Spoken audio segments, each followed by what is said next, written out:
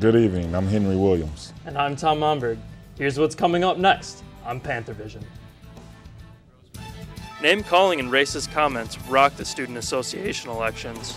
We're from UW! I skipped my chemistry class. This is really bad. It might be bad, but they're having a good time.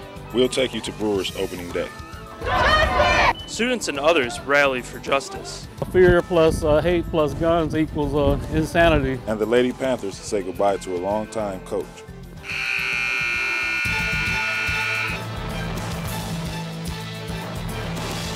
From the University of Wisconsin-Milwaukee, this is Panthervision. A weekly newscast reported, written, and produced by students in the Department of Journalism and Mass Communication.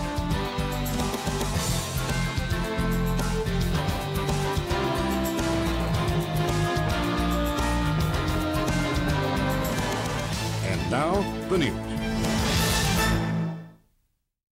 Good evening. Daniel Laughlin is the new Student Association president.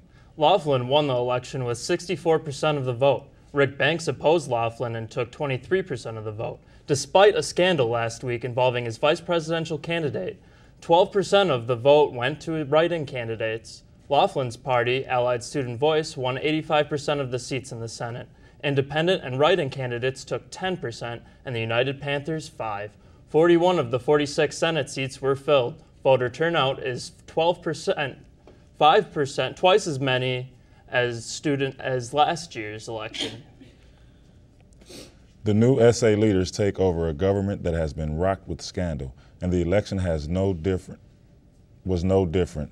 One party was removed from the ballot for misconduct, and an anonymous source leaked 39 pages of Facebook messages that caused a vice presidential candidate to withdraw Panthervision's Michael Mautenbauer takes a look at the election. The Student Association election is underway here at the Union. Do you want to vote? Sure. All right, sweet. Candidates and party members are out encouraging students to vote in the email-based election. I'd appreciate it if you voted for Allied Student Voice. Vice presidential candidate Teresa Pelikarik says her party is working hard to drum up voter turnout. This is an effective tactic. Like we all have laptops, they're charging, we switch them over. United Panthers, the only other remaining party on the ballot, suffered a blow after vice presidential candidate Eric Groh's Facebook messages were leaked. In the messages, Groh insulted other parties' candidates, conspired to rig the election, and made racist remarks. Groh resigned from his position in the SA 2 days after the leak, later telling the UWM Post in an email, "I regret many of the things I said about other members of the SA. They are words of frustration and exasperation. I am very deeply sorry. It was never my intention for these conversations to be read. Though I remain on the ballot, I will not continue working for the Student Association under any circumstance." Groh's former running mate Rick Banks says he didn't see it coming. Me and Eric were like, feeling good on top of the world. We're going to go hard for the rest of the campaign, feeling on top, and then this happened. Banks says he'll have to find a replacement for Groh if the United Panthers manage to win the race. The plan is for Eric to step down as vice president immediately upon us taking office. Allied Student Voice presidential candidate Dan Laughlin is one of the people mocked in Groh's messages. He says it's beneath the Student Association. Turning it into personal attacks and attacks on someone's character and their lifestyle, it's not a direction that we need to go. After yet another scandal, Laughlin says the SA will have to produce results in order to make up lost ground in the eyes of students. When people see that the SA is doing great work, I think that will definitely change their opinion of the organization. Regardless of who wins the election, they'll have a lot of cleaning up to do. In Milwaukee, I'm Michael Mautenbauer for Panthervision.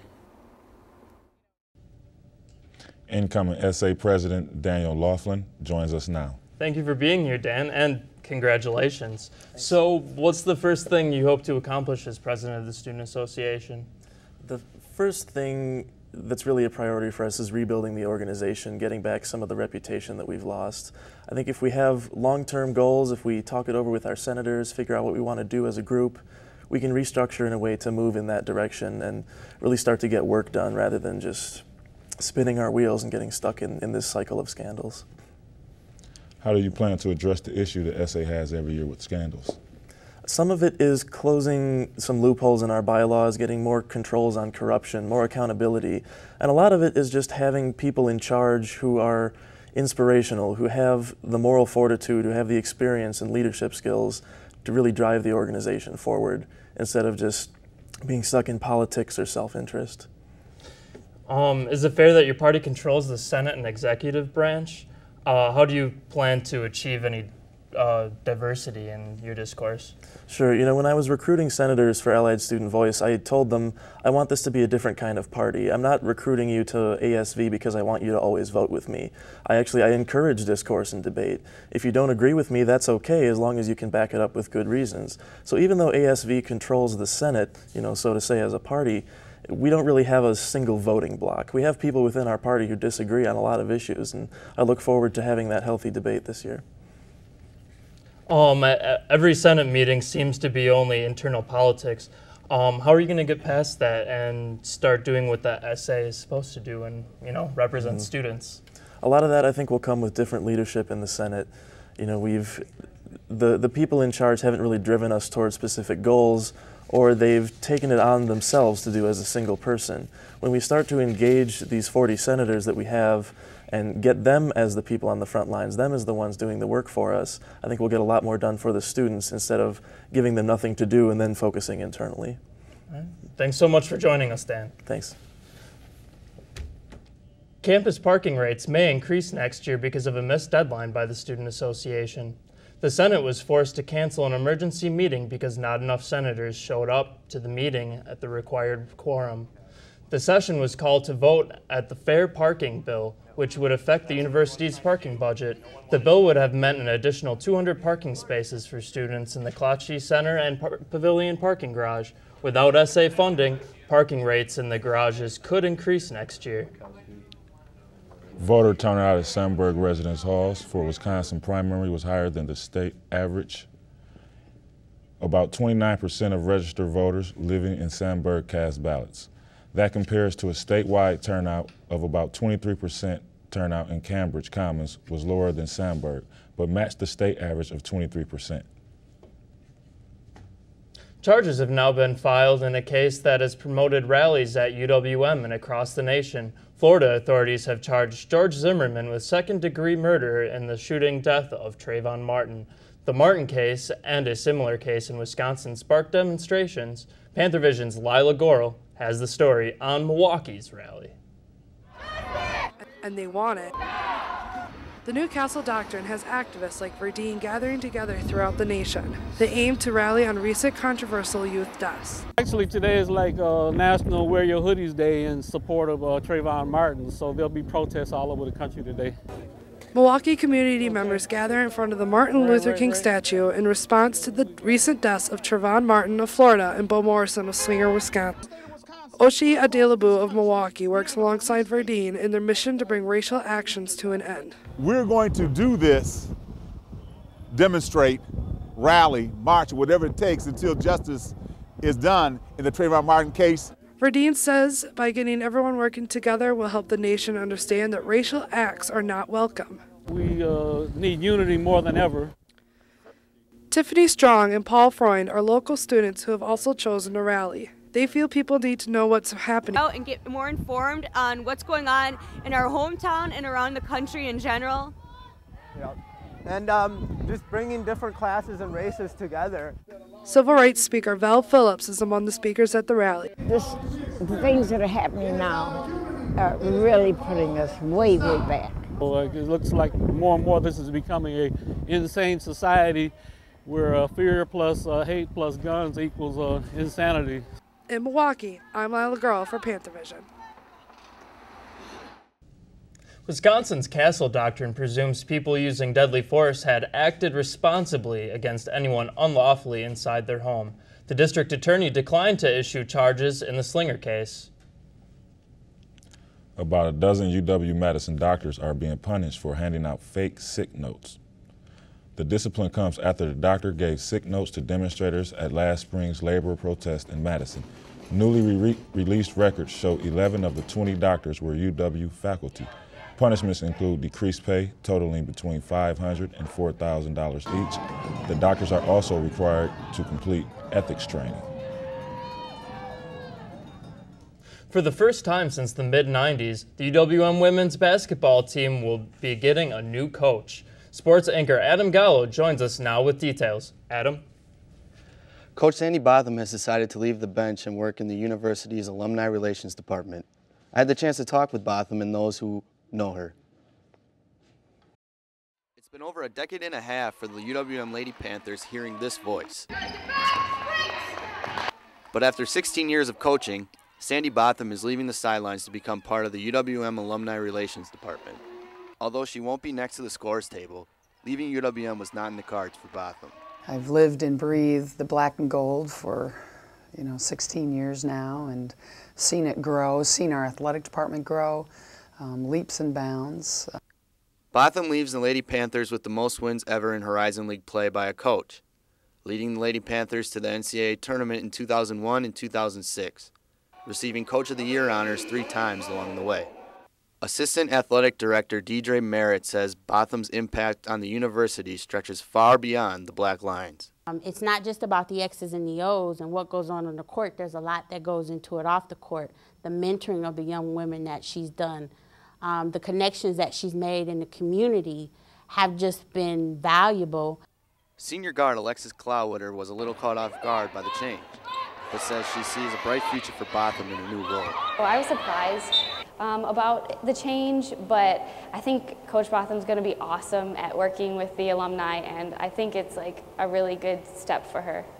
No names for Botham's replacement have surfaced yet, but people around the program like Chris Zills hope the new coach is ready to compete with the Horizon League's best. I just hope that the next person is up for the challenge and ready to elevate UWM up to a place where they can be thought of in the same breath as the Green Bay program now. As for Botham, she won't completely rule out a return to coaching in the future, but for now, she's focused on the people of UWM's past. Right now, I don't think I'll ever come back, but I haven't really walked away from it completely, and so I think once I take a step away and, like I said, hear the sneakers squeaking, that's when I may really, really miss it and want to, think about getting back involved. In Milwaukee, I'm Adam Gallo for Panthervision. Botham leaves the women's program with an overall record of 245 wins and 225 losses. Her 156 conference wins are the most in Horizon League history, but the squad was just 9-21 this past season, finishing in ninth place. She will be missed, though. Back to you, Tom and Henry. Thank you, Adam. Coming up next, a lesson in Native American culture. And we will find out if the weather will be sunny after the tax deadline. All that and more when Panthervision returns.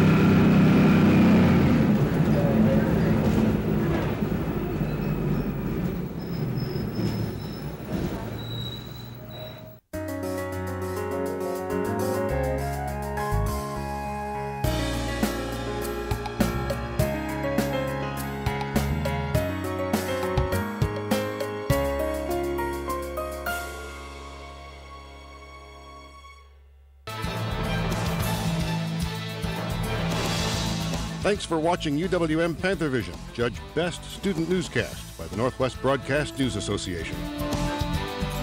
Panthervision is produced by students in the Department of Journalism and Mass Communication in association with Milwaukee Area Technical College.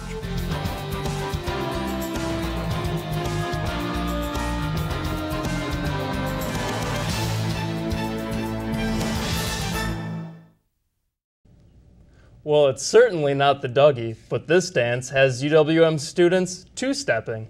And this cultural two-step has a cultural purpose. Panthervision's Rebecca Omick has the story. may not be dance instructors.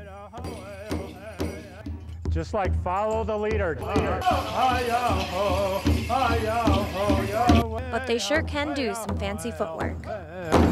I've actually danced longer than I could talk. Both are members of the American Indian Student Services, and they help local groups like John Logan's So Indians, they're not all the same. perform traditional dances to teach others about their culture.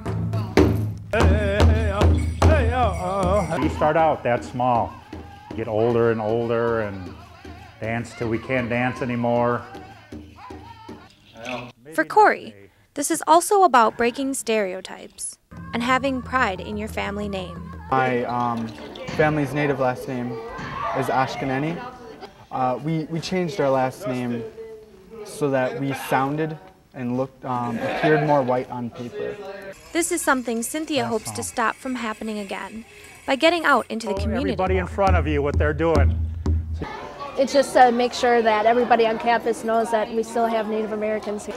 What I hope is that we can reach a more diverse audience so that we can have a bridging of understanding and more mixing of culture and people. In Milwaukee, I'm Rebecca Omick for Panthervision. UWM's American Indian Student Services website will soon have more information on upcoming events. The finalist for UWM's Dean of College of Engineering and Applied Sciences has been chosen. They are Mohammed Alam of the University of South Alabama, Andrew Sue of Wright State, Brett Peters of Texas A&M, and Behruz Shirazi of Washington State. Interviews and open forum sessions will be held later this month. Michael Grandillo is the 15th president of Lakeland College. He replaces Stephen Gould, who is retiring in May. Grandillo spent the past 17 years as the Vice President for Development and Public Affairs at Tiffin University in Ohio.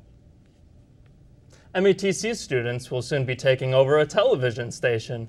Kevin Wesley has the story of students calling the shots in today's METC report.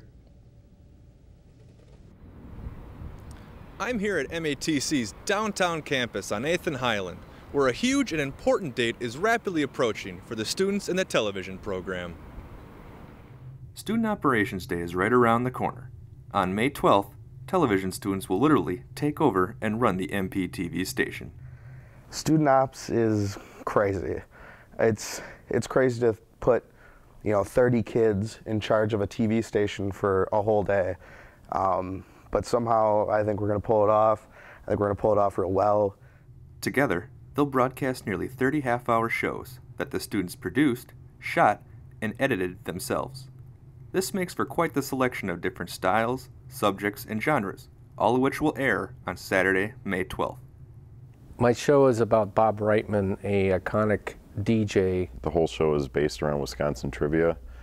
My show is about recruiting at a small-time college. Students here are focused and working hard, trying to make their deadlines. And for the most part, the experience has been an overall positive one for this yearly tradition. It's pretty exciting, and I think it's a good experience because you really know what the industry is like then. But it's hectic, and it's crazy, and it's nerve-wracking, and you just kind of try to take it one step at a time and enjoy it as much as you can while you do it. Reporting from MATC, I'm Kevin Wesley for Panthervision. Student Ops Day is May 12th, and you can watch on Milwaukee Public Television, Channel 36. Taylor Thompson is here now with weather. How you guys doing? Hey, Taylor. How some weather we had this weekend, huh? Yeah, we did. We had some sun and we had some rain. 1 to 2 inches in some spots, in fact, and it was beneficial. It's something we really needed. We really needed the rain. I think the best news was that we missed out on the severe weather that stayed in Southern Plains, and unfortunately on Saturday, 120 preliminary reports of tornadoes, and unfortunately some fatalities. So it was very tragic. But that's tornado season, and it's in full force right now. So let's take a look at that big board and see what we got for our weather headlines this week. You know how bad Mondays are. I don't think I need to tell you. And the weather throughout the day is going to show that it's going to just add to that gloominess when we got frosty conditions coming tonight. We have winds picking up. We have cloudy conditions too. And speaking of Stay Frosty is not only a Van Halen song from their new album, it's also what we're going to see tonight. And as we move throughout the week, we'll see that roller coaster. Things will kind of move up and down as far as temperatures and precipitation. So currently right now we have 56 degrees. That's kind of as good as it's going to get, folks. 48 is our dew point. Our pressure's at 29 and rising. And we're still going to partly sunny skies right now, but those clouds are going to increase throughout the day. And again, with the rest of today, we're going to see 47, so those temperatures will be coming down. We have a wind advisory in place right now, so winds of 20 to 25 with gusts to 30 actually. We've seen some gusts actually over 40 miles per hour in inland locations. And we'll have the cloudy conditions continue. Now we'll go with those lows from last night. I'll show you what I'm talking about as far as falling temperatures. You know, pretty typical. We had 40 in Rhinelander, 47 in La Crosse, and 55 in Milwaukee. But that cold front is swinging throughout the state, and that's bringing those temperatures down. And as you'll see, as we move into the highs, that actually, in many spots, the temperatures are going down. So we're going to see 47 for the high in Milwaukee, like I said earlier, still 51 in La Crosse, and 35 in Rhinelander.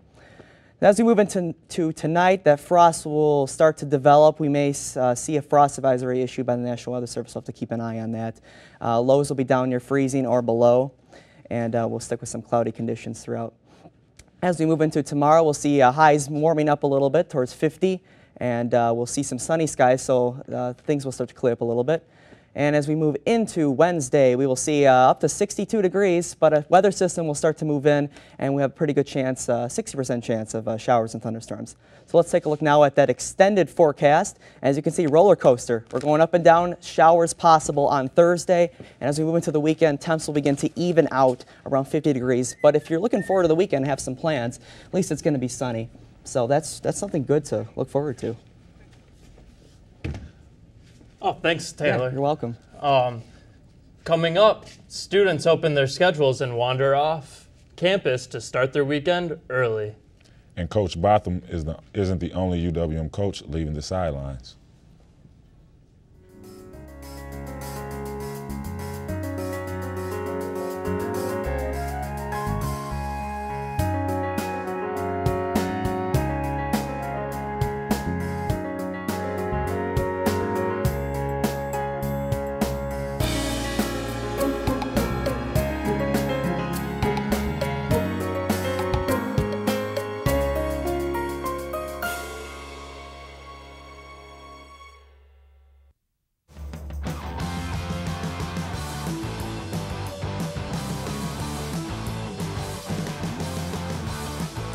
This is where powerful ideas lead to proven results.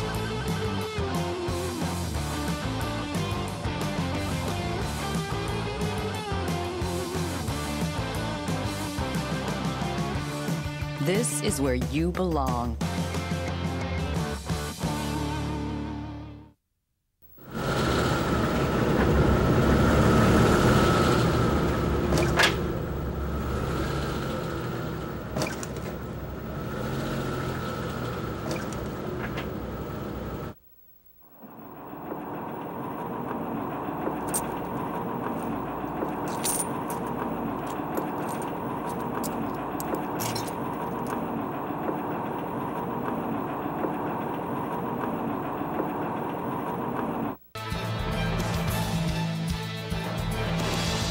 Thanks for watching UWM Panthervision, judged Best Student Newscast by the Northwest Broadcast News Association. Panthervision is produced by students in the Department of Journalism and Mass Communication in association with Milwaukee Area Technical College.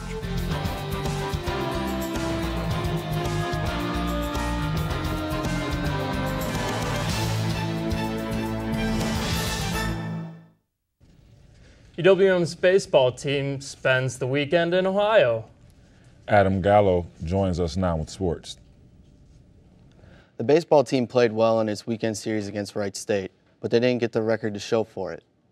The Panthers lost 2 of 3 games against the Raiders. In every game, the Panthers had an early lead but let it slip away in the first 2 games of the series. The win came in the final game of the series. The highlight of the game came in the 3rd inning when the Panthers hit back-to-back-to-back home runs. They never looked back and finished on top 9-7. Sophomore Mike Schneider picked up his first win of the season, and Alex Erdman got his first collegiate save. The Panthers take on Northwestern in a 1-game series before coming back to home next weekend for a series against Youngstown State. And as one baseball season is in full swing, another has just begun. And as always, opening day brings students from the classroom to the parking lot. Henry Williams has the story. It's opening day for the Brewers. Even in the absence of Prince Fielder, UWM students showed up in groves to tailgate. While it's just an excuse to skip class and drink, for some, for others it's just a part of the Wisconsin experience. Jeannie Sosa says she worked hard to get her tickets at face value. You know how I got my tickets? I went to the Arctic tailgate. Like, I'm determined. A busy junior studying engineering, Jenny says she's never missed class, but this is her exception. I skipped my chemistry class. This is really bad, but I told her I had because I'm Catholic, but I told her I had to go to church at like 10 in the morning. Jenny says it's her time to slack off. You know what? I gave up. Here's the truth. I gave up the bar scene for Lent, so I really haven't been drinking. So this is like my big drinking day. She may be cheating during Lent, but Jenny is staying away from meat as today is also Good Friday. No, I'm not. I'm Catholic.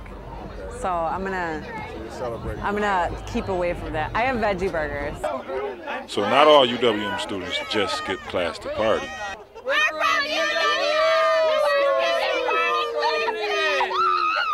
Some just really love the game. I'm so close. In Milwaukee, I'm Henry Williams for Panthervision. The Brewers started the season the same way they finished, falling to the St. Louis Cardinals. UWM is mourning the loss of a Hall of Fame basketball player. Larry Reed died last week at the age of 72. Reed played for the basketball team for 4 years and is a member of the Athletics Hall of Fame. He's second on UWM's all-time scoring list. In 1967, Reed became the first African-American assistant coach when he began coaching UWM men's basketball. Later, he was an administrator for the Milwaukee Bucks. While UWM searches for a new women's basketball coach, UW-Oshkosh is searching for 2 coaches. On consecutive days, the men and women's basketball coaches stepped down. Men's coach Ted Van Dellen leaves big shoes to fill. He won a total of 358 games, which is the best in school history. Women's coach Terry Schumacher was also successful during her tenure. She led the Lady Titans to a WIAC championship in her first season as coach in 2006. And it's back to the future for UW Green Bay women's basketball. Kevin Borseth is returning to UW Green Bay after leaving to coach at the University of Michigan in 2007. Borseth coached at UW Green Bay for 9 seasons and says his family are thrilled to return. Borseth is returning to take over the program for Matt Bollant, who led the Lady Phoenix to their first trip to the Sweet 16 in 2011. Bollant left earlier this month to coach at Illinois. That's it for sports. Back to you, Tom. Thanks, Adam. A puppeteering class from UWM is teaming up with MATC's television production department. MATC's Mike Vernick has the story. Most students consider spring break a period of time to relax. A very special combination of students likes to think differently. Today, we've brought in puppets from a puppeteering class at UWM. Really, it's my students in the UWM puppet class will take the puppet class, they'll design puppets with an end result in mind. Those end results can range from an owl to a polka princess and even a troll.